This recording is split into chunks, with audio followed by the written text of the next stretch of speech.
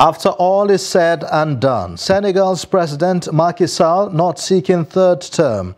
Will this bring an end to lingering political unrest?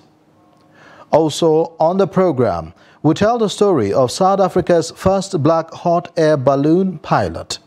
Plus, our highlight of stories from across the African continent. This is Africa Update on Trust TV, reaching you from Abuja, Nigeria's capital. I am Ayuba Ilya. Welcome.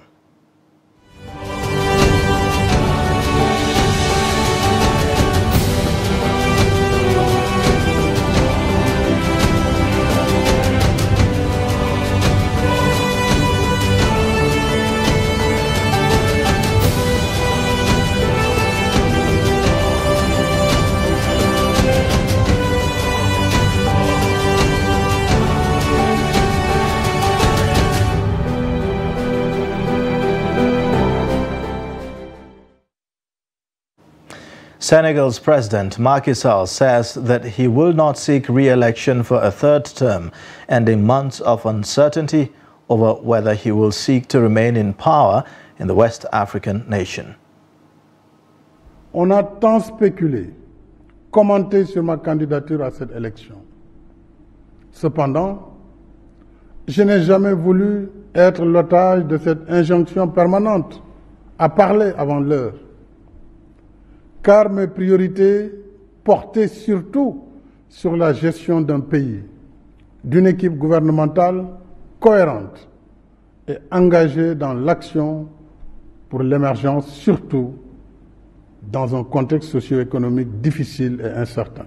Elle surprendra aussi ceux et celles qui souhaitent me voir encore guider la construction du Sénégal, qui trouve de plus en plus ses marques. Mais le Sénégal dépasse ma personne et il est rempli de leaders également capables de pousser le pays vers l'émergence. Je voudrais dire que j'ai une claire conscience et mémoire de ce que j'ai dit, écrit et répété ici et ailleurs. C'est-à-dire que le mandat de 2019 était mon second et dernier mandat. J'ai un code d'honneur et un sens de la responsabilité historique qui me commande de préserver ma dignité et ma parole. Meanwhile, Senegal's opposition coalition, Yewwi Askan Wi, speaks to the press in the wake of the President Macky Sall's decision not to seek a third term in office in elections set to take place in February 2024. While Sall's decision is described as a triumph by Mustafa Guirassy, a Yewwi Askan Wi member, the coalition's leaders urged caution. Il ne faudrait pas que l'acte qu'il a posé hier soit une ruse pour davantage s'attaquer à l'opposition, pour davantage isoler des leaders de l'opposition, pour davantage isoler Ousmane Sonko. C'est pour cette raison que nous demandons à tout un chacun de rester vigilant et mobilisé. Et nous avons pris acte de cette décision qui n'est rien d'autre qu'une réponse qui était attendue de lui en tant que chef de l'État, à savoir respecter les dispositions de la Constitution. Il n'est pas candidat et Dakar dort. Comprenez ce que je suis en train de dire. Il n'est pas candidat et Dakar est en train de dormir. Ça veut dire que le fait qu'il ne soit pas candidat n'intéresse aucun de ses souteneurs. Mais qu'ils disent qu'Ousmane Sonko ne sera pas candidat, Dakar ne dormira plus. Qu'ils disent que Ousmane Sonko ne sera pas candidat, le Sénégal ne dormira plus. Et il faudra qu'ils le comprennent. Le peuple a vaincu, le peuple a gagné. C'est le triomphe du peuple. Et que cette victoire du peuple, l'émotion ne doit pas nous amener à justement ne pas faire la bonne lecture de ce qui s'est passé. Le président Macky Sall s'est déconnecté totalement du passé récent. 50 morts. Totalement déconnecté de la crise de confiance. Totalement déconnecté de cette crise de méfiance et même de défiance. In a similar vein, Senegalese in Dakar expressed relief over President Macky Sall's announcement that he will not stand for a third term. The uncertainty surrounding his candidacy had raised tensions in the West African country known for its relative stability. Deadly clashes erupted last month between opposition supporters and security forces, claiming at least 16 lives. Hier, comme tous les Sénégalais, on a pu suivre le président de la République. Bon, le président est sorti grand. Bon, comme vous avez noté ces derniers-ci, le Sénégal a traversé des moments très difficiles. Et pour sortir du pays de cette situation difficile, le président a pris une mesure sage pour sortir le Sénégal comme il l'a toujours fait. Non, c'est sûr qu'en fait, on peut s'attendre à des violences. Parce que la jeunesse sénégalaise est devenue aujourd'hui une jeunesse qui est très éveillée, qui est exigeante et qui exige normalement aujourd'hui sa part dans la participation démocratique dans ce pays. Ce discours a été un discours qui a véritablement soulagé, mais en vérité, nous devons tous nous reconcentrer pour voir comment arriver à faire avancer le Sénégal au niveau des strates de la démocratie contemporaine. Ça change beaucoup de choses. Il y a la stabilité. Le pays est devenu stable, le pays est devenu gouvernable, le pays est devenu négociable. Et le pays a une hauteur internationale.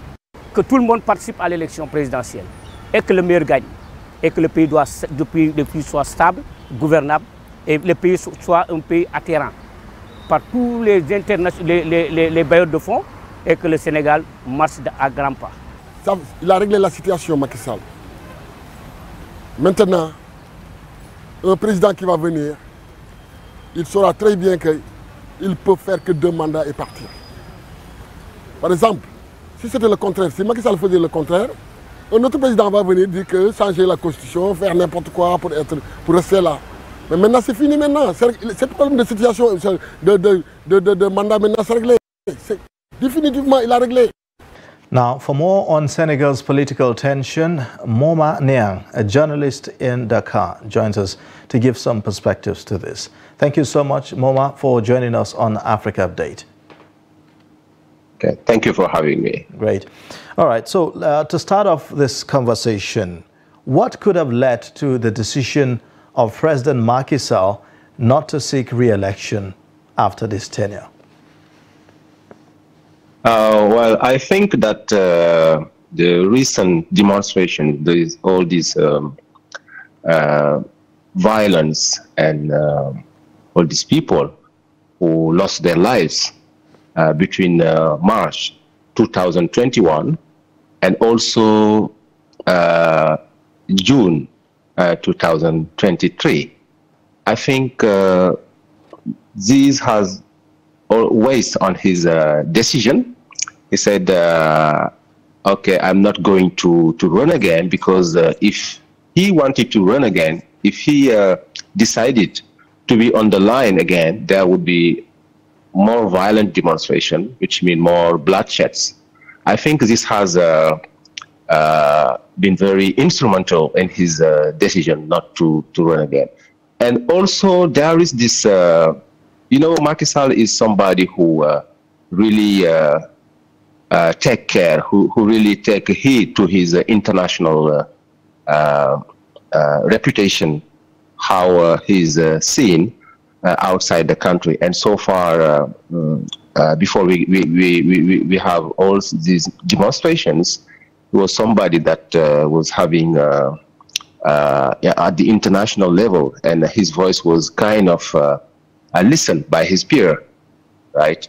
And I think there is this international image and also a conscience that the country can just be enter in a period of violence if he wanted to do like Abdoulaye Wade in 2011. Yes. Okay, so but why the uncertainty up initio? Why did he keep this a secret of some sort? Because there was all kinds of uncertainty whether or not he is going to contest for a third term, because he hasn't publicly or officially pronounced that he was going to do so. So why did he allow for all the protests before eventually pronouncing this? Absolutely. And this is in the set of reactions among people, and some people are saying that, so why waiting all this time, and he could have avoided some trouble, and also this state of apprehension where everybody is fearing about the near future. Is he going to run again?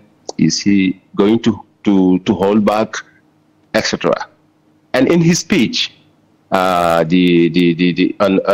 July 3rd, in his speech, he said that he did not want it to be the victim of those who pressurize him, and those who are only politically motivated. No, you have to decide now. You have to decide now. He said, no, at that time, I am occupied by the administration of a country.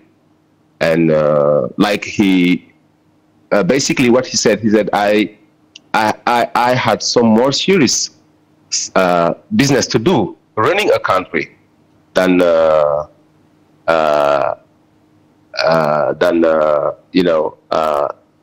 responding to these political calls. So does it and that's mean, how he decided. Does it then mean that he has actually contemplated a third term?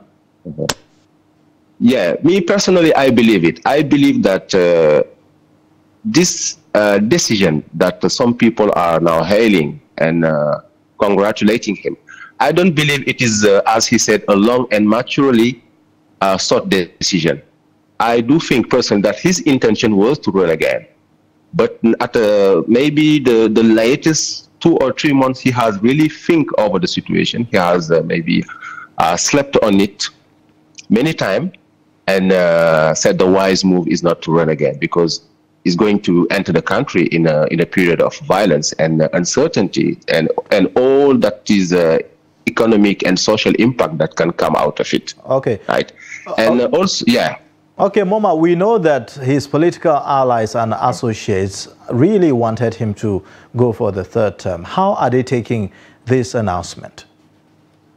Yeah, absolutely. So far, and they were like on every television, radio, locally and internationally, speaking that campaigning for the third term and giving some argument based on the Constitution, right? While they were being opposed by others, some argument based on the Constitution, but also on morality.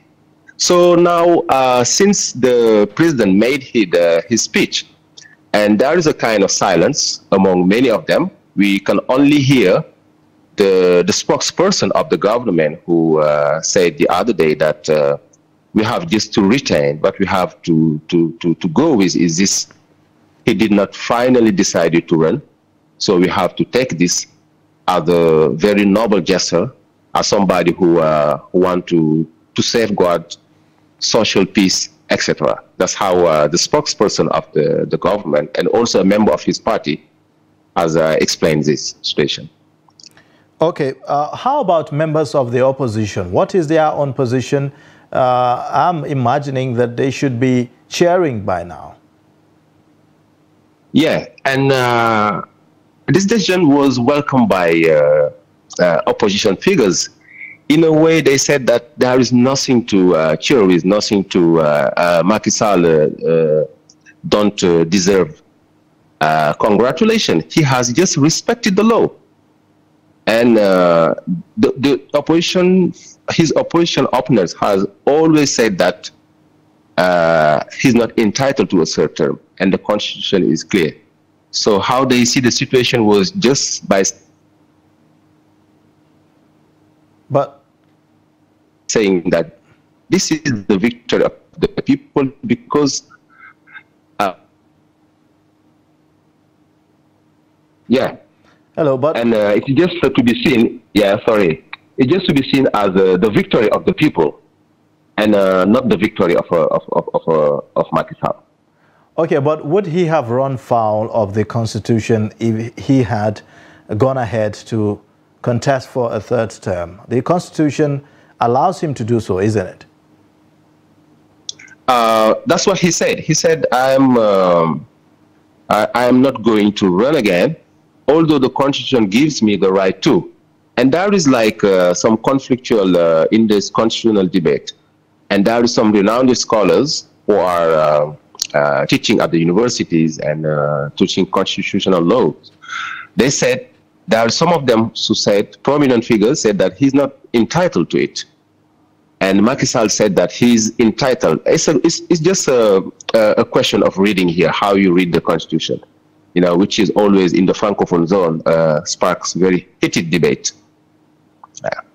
Okay. Well, the amendments that were done on the Constitution cannot be backdated, can it? No. And yeah, because one of the principles is not, you cannot backdate. Like when you implement a new law, it doesn't apply to what has gone past. So that's one of the strong points of his arguments, isn't it? Yeah, and Sonko's argument was, well, yeah, they were saying that, okay, they said, listen, there is a principle of limitation of the presidential mandate to 2. And this amendment was already introduced by Abdoulaye Wade, the former president. And they said that Macky Sall know that very well. And what he just said, he changed the constitution and just changed the duration of the mandate. But the question of the number of mandate was already limited to 2 by Abdoulaye Wade. Yeah. And when Macky Sall carried out a referendum without touching this position, he just changed the duration of the mandate. Okay. All right. Now, will this now bring an end to the protest that we have seen in Senegal? Yeah, I do feel that it will. It's going to ease very much the tension. So far we were having protests with people around Sonko, youth against the state and the symbols of the state, the police, the gendarmerie.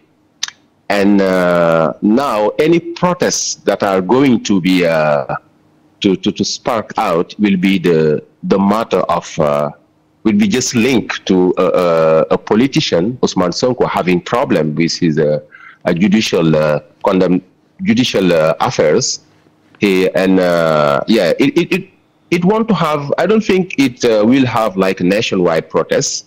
If Macky Sall decided to run again, yes, of course, we are going, at the time I'm speaking, we are going to have like a whole difficult situation.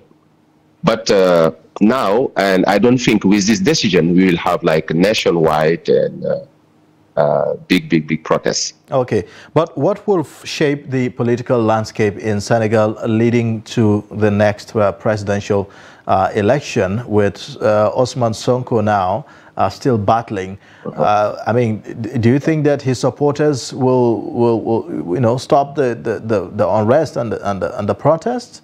Yeah, and so now they are like waiting for the judicial process to go to its final line, and on the cases flagged against him at court, he has filed appeals about it, and what his people and his member of his party members are saying that he has the right to take part, to run for 2024. And sometimes the argument they give are not clear. And while it is clearly written that when you are the court rule, when you have like a jail term, you cannot be a candidate. Even there is some disposition that saying that if even a fine, you have been fined, because the first problem was linked to defamation. And only this case was barring him from 2024 presidential election. And let alone the second case where he was he got a sentence of 2 year jail term.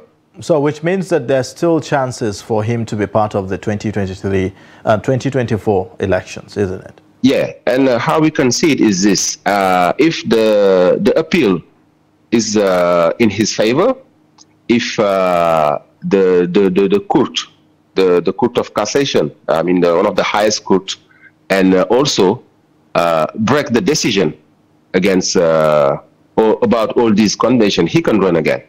He can, but now it belongs to the we are all waiting for the final decision of. So with the president out of the picture now, what does it mean for the political actors in Senegal?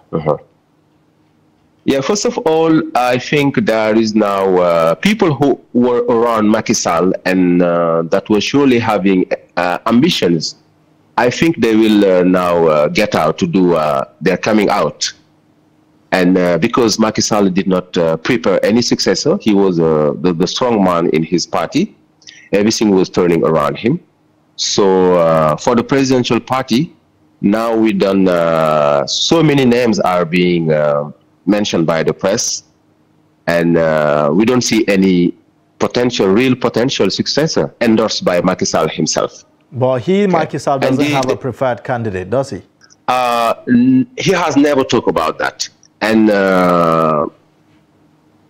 if we analyze the situation, it's like, of course, there is the name of the prime minister who is surfacing, but also the name of former minister of interior. But he has never talked about it openly. It's difficult to know. All right. And also we have to, this decision also is opening the ground because Macky Sall had called for a national dialogue, and where the son of the former president, his party took part to the dialogue, and the former mayor of Dakar also took part of the dialogue. And these people did not take part to the latest election and the last election, 2019. And now we are going to modify the electoral code to enable them to take part to the presidential election of 2024. All right. Well, thank you so much, Moma Niang, journalist from Dakar in Senegal. Thank you for joining us on Africa Update and sharing this insight. Yeah, thank you for inviting me. All right. Well, you're watching Africa Update on Trust TV. Coming up after the break, we'll tell the story of South Africa's first black hot air balloon pilot. Details and more shortly.